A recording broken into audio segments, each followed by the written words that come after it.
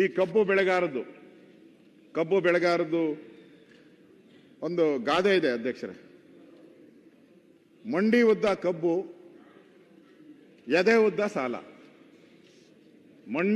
ಮಂಡಿ ಉದ್ದ ಕಬ್ಬು, ಎದೆ ಉದ್ದ ಸಾಲ.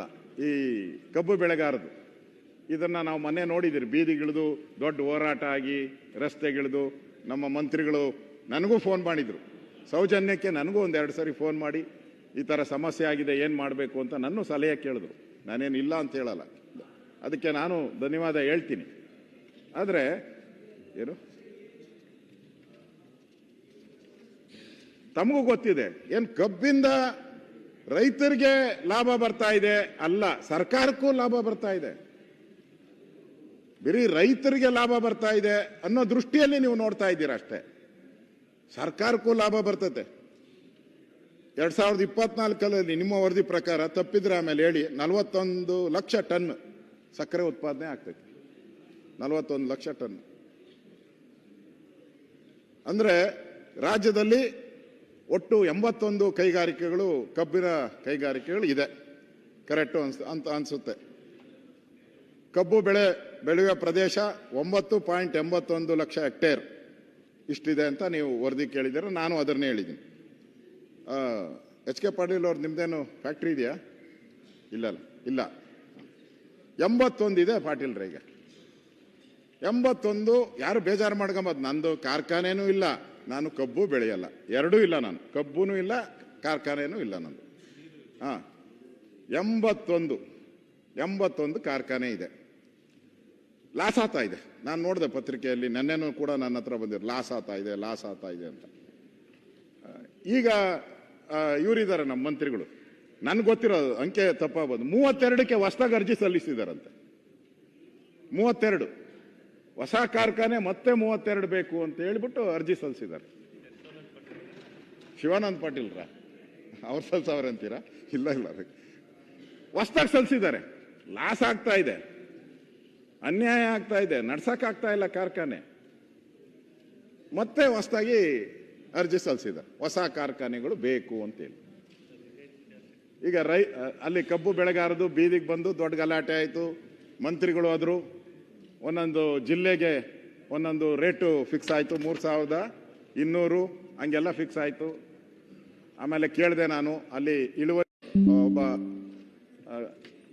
ಅಪ್ಲೈ ಮಾಡಿದವರ ವಿಚಾರವಾಗಿ ಆಗಿದೆ, ಅದನ್ನ ರಾಜ್ಯ ಸರ್ಕಾರ ಫಿಕ್ಸ್ ಮಾಡಬೇಕಾಯಿತು. ಇಲ್ಲಿ ನನಗೆ ಪ್ರಶ್ನೆ ಬರೋದು, ಈ ಅವರು ರೈತರು ಕೇಳ್ತಾ ಇರೋದು 70-30% ಏನೋ ಮಾದರಿ ಕೇಳ್ತಾ ಇದ್ದಾರೆ ಅವರು. ರಂಗರಾಜನ್ ಇದು ಕೇಳ್ತಾ ಇದ್ದಾರೆ ಅವರು. ಇಲ್ಲಿ ರೈತರು ಹೇಳ್ತಾ ಇದ್ದಾರೆ ನಮಗೆ ಲಾಸ್ ಆಗ್ತಾ ಇದೆ ಅಂತ ರೈತರು ಹೇಳ್ತಾ ಇದ್ದಾರೆ. ಫ್ಯಾಕ್ಟ್ರಿ ಮಾಲೀಕರು ಇಬ್ರು ಲಾಸ್ ಆಗ್ತೈತೆ ಅಂತ ಹೇಳ್ತಾರೆ. ನೀವು ಜಡ್ಜ್ ಆಗಿ ಕೂತಿದ್ದೀರಾ. ಈಗಲ್ಲಿ ಸತ್ಯ ನಿಮಗೂ ಗೊತ್ತಿರುತ್ತೆ. ಹೇಳಿ, ನಿಮಗೆ ಕೊಡ್ತೀನಿ ನಾನು. ಕಿತಾಪತಿ ಮಾಡೋರು ಕೊಡಲ್ಲ ಅಷ್ಟೇ. ಇಬ್ಬರಿಗೂ ಲಾಸ್ ಆಗ್ತಾ ಇರೋದು ನಿಜ. ಅದಕ್ಕೆ ಕಾರಣ ಕೇಂದ್ರ ಸರ್ಕಾರ ಏನ್ ಮಾಡಬೇಕಾಗಿತ್ತು? ಒಂದ್ ನಿಮಿಷ, ನೀವು ಕೇಳ್ತಾ ಅಲ್ಲ, ಬೇಡ ಅಪೋಸಿಷನ್ ಲೀಡರ್ ಬೇಡ, ಇವರಿಗೆ ಅವಕಾಶ ಬೇಡ ಅಂತ ಹೇಳಿದ್ರೆ ನೀವು ಕಿತಾಪತಿ ಮಾಡಕ್ಕೆ ಶುರು ಮಾಡಿದ್ರೆ ಕಿತಾಪತಿ ಮಾಡ್ತಾರೆ. ಅಶೋಕಣ್ಣ ನೀವು ಮಾತಾಡಿ.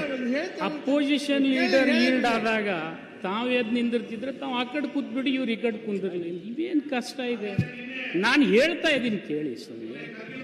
ಇಲ್ಲ, ನಾನು ಹೇಳ್ತಾ ಇಲ್ಲ. ಅದಕ್ಕೆ ಅಶೋಕ್ ಅವರಿಗೆ ನಿರಾಣಿ ಅವರೊಂದು ಹೈಕೋರ್ಟಿಗೆ ಕೇಸ್ ಹಾಕಿದ್ದಾರೆ. ಅದಕ್ಕೆ ಒಂದು ಸಪ್ಲಿಮೆಂಟ್ರಿ ಕಳಿಸಿದೆ ನಾನು ಅವರಿಗೆ. ಅವರೇ ಹೇಳ್ತಾ ಇದ್ದಾರೆ ಕಾರ್ಖಾನೆ ಅವ್ರಿಗೆ ಏನೇನು ಹಾನಿ ಆಗ್ತಾ ಇದೆ ಅಂತೇಳಿ ಹೈಕೋರ್ಟ್ನಲ್ಲಿ. ಸ್ವಲ್ಪ ನಿಂದರೆ ಸಿದ್ದು, ಒಂದ್ ನಿಮಿಷ ನಿಂದ. ಅದನ್ನ ಹೇಳ್ರಿ ನೀವು.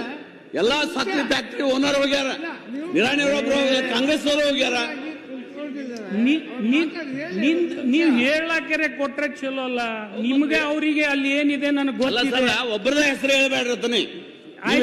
ಎಲ್ಲರೂ ಆಯ್ತಾ? ಕರ್ನಾಟಕ ಕೇಂದ್ರ ಹೆಸರು ಹೇಳ್ತೀರಿ. ಕೇಂದ್ರ ಇದು ಈ ರಾಜ್ಯ ಕೊಟ್ಟ ಕೊಡ್ತಾರೆ. FRP ಉತ್ತರ ಪ್ರದೇಶ ಕೊಡೋದೈತಿ, ಮಹಾರಾಷ್ಟ್ರ ಕೊಡೋದೈತಿ. ಅವ್ರು ಹೆಂಗ್ ಕೊಡಕ್ ರೇಟ್ ಸಾಧ್ಯ ಕದೆ, ಇವ್ರು ಯಾಕೆ ಕೊಡಂಗಿಲ್ಲ? ಸರ್ಕಾರಕ್ಕೆ ಅಲ್ಲಿ ಸ್ಥಳೀಯ ಸರ್ಕಾರ ಕೊಡ್ತಾರ ಅದನ್ನು. ಅದು ನಾನು ಹೇಳುವಾಗ ಹೇಳ್ತೀನಿ, ನೀವು ಕೂತ್ರೆ ನಾನು ಉತ್ತರ ಹೇಳ್ತೀನಿ. ಬೇಡ ಅಶೋಕಣ್ಣ ನೀವು ಮಾತಾಡೋಣ. ಇಲ್ಲ, ಅಶೋಕಣ್ಣ ಒಂದ್ ನಿಮಿಷ. ಅಶೋಕಣ್ಣ ಮಾತಾಡೋಣ. ಅವ್ರಿಗೆ ಅಶೋಕಣ್ಣ ಗೊತ್ತಿಲ್ಲ, ಒಂದ್ ನಿಮಿಷ. ಎಲ್ಲರೂ ಅಂತೇಳಿ ಇಲ್ಲ, ಎಲ್ಲರೂ ಅಂತ ಹೇಳಿಬಿಡೋಣ. ಸಿಸ್ಮಾದವ್ರು ಹೋಗಿದ್ದಾರೆ, ಸಿಸ್ಮಾದವ್ರ ಜೊತೆ ನಿರಾಣಿ ಮೇನ್ ಪಿಟಿಷನರ್. ಅದಕ್ಕೆ ಅವ್ರಿಗೆ ಒಂದು ಸ್ವಲ್ಪ ವೈಯಕ್ತಿಕ ದ್ವೇಷನೂ ಇದೆ. ಏನೂ ಇಲ್ಲ, ಎಲ್ಲೆಲ್ಲ ಅವ್ರಿಗೆ, ನಿಮಗಲ್ಲ, ಅವ್ರಿಗೆ ಅವ್ರವ್ರಿಗೆ. ಅದು ನನಗೆ ಲೋಕಲ್ ಜಿಲ್ಲೆ ಅಲ್ಲ, ನಮ್ಗೆ ಗೊತ್ತಿದೆ ಅವ್ರಿಗೆ ಏನಿದೆ ಅನ್ನೋದು. ಅಲ್ಲಿ 2 ವಿಚಾರ ಇದೆ. MSP ಶುಗರ್ ರೇಟನ್ನು ಎನ್ಹಾನ್ಸ್ ಮಾಡಿ ಅಂತೇಳಿ 7 ವರ್ಷದಿಂದ ಎಲ್ಲ ಕಾರ್ಖಾನೆಯವರು ಹೋರಾಟ ಮಾಡ್ತಾ ಇದ್ದಾರೆ. ಅದು 31 ರೂಪಾಯಿ ಇದ್ದಿದ್ದನ್ನು ಹೆಚ್ಚಿಗೆ ಮಾಡಿರಿ ಅನ್ನೋದು ಒಂದು ಬೇಡಿಕೆ. ಹೆಚ್ಚಿಗೆ ಮಾಡಿದರೆ ನಾವು ರೈತರಿಗೆ ಸಹಾಯ ಮಾಡಲಿಕ್ಕೆ ಆಗ್ತದೆ ಅಂತೇಳಿ ಅವರೊಂದು ಪಿಟಿಷನ್ನಲ್ಲೇ ಬರೆದಿದ್ದಾರೆ.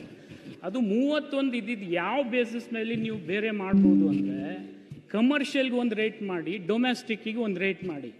ಆ ಕಮರ್ಷಿಯಲ್ ಶುಗರ್ ತಗೊಳ್ತಕ್ಕಂಥವ್ರು, ಚಾಕ್ಲೇಟ್ನವರು, ಕೋಕೋ ಕೋಲಾದವರು, ಜೊತೆಗೆ ನಿಮಗೆಲ್ಲ ಗೊತ್ತಿದೆ, ಎಲ್ಲ ಸ್ವೀಟ್ ಇಂಡಸ್ಟ್ರಿಯವ್ರು, ಏನು ಬೇಕ್ರಿಯವ್ರು ಇದ್ದಾರಲ್ಲ, ಅವ್ರು ತಗೊಂಡು ಲಾಭ ಮಾಡ್ಕೊಳ್ತಾ ಇದ್ದಾರೆ. 1 kg ಸಕ್ಕರೆಯಲ್ಲಿ 1 kg ಅಡಲ್ಟ್ರೇಷನ್ ಮಾಡ್ತಾರೆ ಅವರು. ಅಂದರೆ ಕವ ಹಾಕ್ಬೋದು, ಬೇರೆ ಹಾಕ್ಬೋದು, ಏನೇನು ಆ ಥರ ಅವ್ರು ಲಾಭ ಮಾಡ್ತಾ ಇದ್ದಾರೆ. ಈಗ ಹ್ಯಾಂಗೆ ನಾವು ಸಿಲಿಂಡರ್ನಲ್ಲಿ ಡೊಮೆಸ್ಟಿಕ್ ಸಿಲಿಂಡ್ರಿಗೆ ಒಂದು ರೇಟ್ ಇಟ್ಟಿದ್ದೀವಿ, ಕಮರ್ಷಿಯಲ್ ಸಿಲಿಂಡ್ರಿಗೆ ಒಂದು ರೇಟ್ ಇಟ್ಟಿದ್ದೀವಿ. ಇದು ಒಂದು ಸಮಸ್ಯೆ.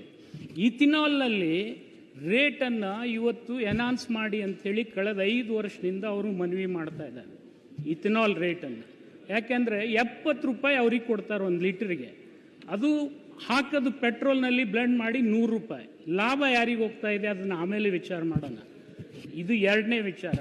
ಎಕ್ಸ್ಪೋರ್ಟ್ ಕೂಡ ಕಳೆದ 2-3 ವರ್ಷದಿಂದ ಬ್ಯಾನ್ ಮಾಡ್ತಾ ಇದ್ದಾರೆ. ಎಕ್ಸ್ಪೋರ್ಟ್ ಕೋಟಾ ಹೆಚ್ಚಿಗೆ ಮಾಡಿದರೆ ಖಂಡಿತ ಕಾರ್ಖಾನೆ ಮಾಲೀಕರಿಗೂ ಲಾಭ ಆಗ್ತದೆ. ಆಮೇಲೆ ಬೇಕಾದ್ರೆ ನೀವು ತಾವು ಹೇಳಿದ್ರಲ್ಲ, ರಂಗರಾಜನ್ ಸಮಿತಿ ವರದಿ ಬಂದ ಮೇಲೆ ನಾವು ಅದನ್ನು ವಿಚಾರ ವಿನಿಮಯ ಮಾಡ್ಬೋದು. ಈ 3 ಸಲಹೆಯನ್ನು ಕೇಂದ್ರ ಸರ್ಕಾರ ಒಪ್ಪಿದರೆ ಇಡೀ ದೇಶದಲ್ಲಿ ಇರ್ತಕ್ಕಂಥ ಸಕ್ಕರೆ ಕಾರ್ಖಾನೆಗಳು ಬದುಕ್ತಾವೆ. ನಮ್ಮೂ ಅಷ್ಟೇ ಅಲ್ಲ, ಇದು ನಮ್ಮ ಸೌತ್ ಇಂಡಿಯಾದಲ್ಲಿ ಇದಷ್ಟೇ ಪಿಟಿಷನ್ ಅಲ್ಲ. ಇದು ನಾರ್ತ್ ಇಂಡಿಯನ್ ಕಾರ್ಟ್ ಏನು ಮಹಾರಾಷ್ಟ್ರ ಹಿಡ್ಕೊಂಡು UP ತನಕ ಅವರು ಕೂಡ ಇದನ್ನೇ ಫೈಟ್ ಮಾಡ್ತಾ ಇದ್ದಾರೆ. ಅದನ್ನೊಂದು ಸ್ವಲ್ಪ ನೀವು ಡೆಲಿಗೇಷನ್ ಕರ್ಕೊಂಡು ಹೋದರೆ ನಾವು ಬಂದು ಕನ್ವಿನ್ಸ್ ಮಾಡ್ತೀವಿ. ಅವಾಗ ರೈತರಿಗೆ ಏನು ಕೊಡ್ಬೋದು ನಾವು ಕೊಡ್ಲಿಕ್ಕೆ